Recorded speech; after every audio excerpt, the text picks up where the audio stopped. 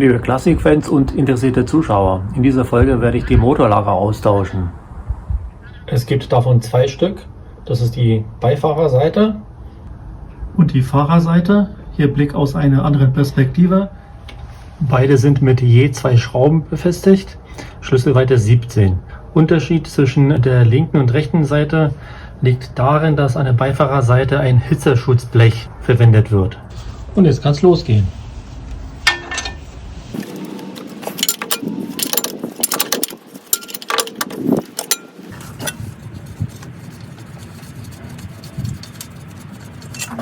So, jetzt ist die erste Schraube gelöst. Um das Hitzeschutzblech zu demontieren, muss noch eine weitere Schraube gelöst werden. Die befindet sich weiter hinten.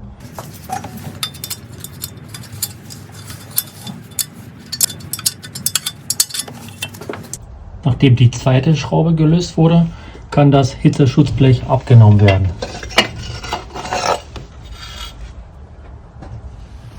Im nächsten Schritt löse ich die untere Schraube.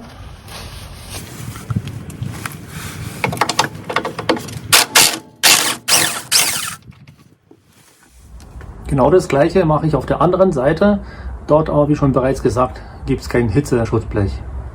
Um an die obere Schraube ranzukommen, habe ich den Luftfilterkasten abgebaut.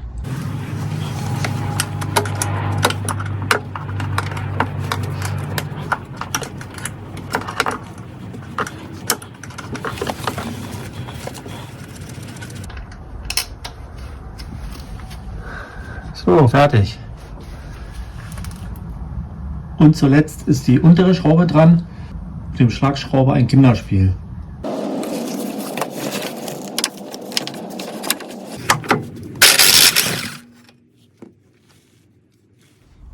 Jetzt wurden alle Schrauben gelöst und entfernt. Und damit ich die Motorlager rausnehmen kann, muss der Motor angehoben werden. Dafür benutze ich ein Stück Holz und den Wagenheber, der direkt unter der Ölwanne sich befindet. Vorne stirnseitig eine Kante und dann wird der Motor jetzt leicht angehoben.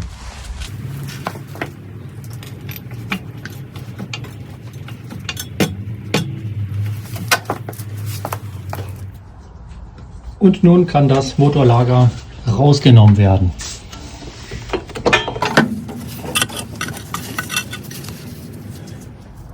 Und natürlich das gleiche auf der anderen Seite.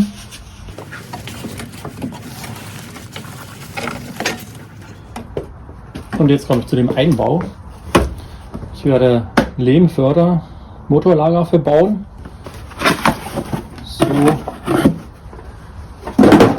So sieht das Lager aus. Vor dem Einbau noch ein kurzer Vergleich. Neu und alt.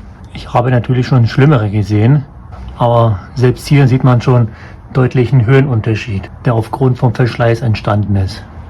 Jetzt startet der Einbau. Hier müssen wir auf die richtige Position achten. Dafür sorgt auch der Positionsgeber.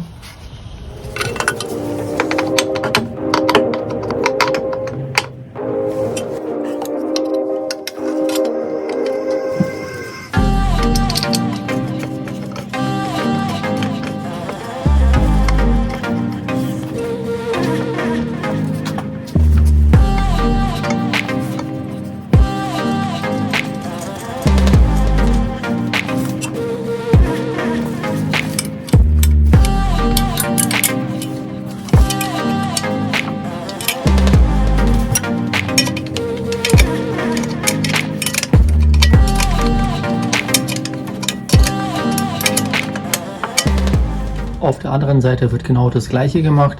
Richtig positionieren und festschrauben. Jetzt ist das Motorlager in der richtigen Position und kann festgezogen werden.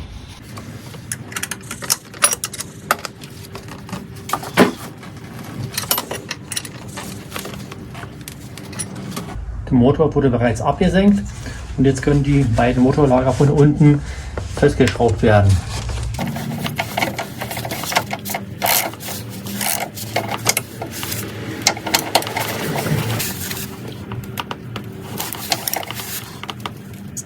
Zum Schluss ist die letzte Schraube dran.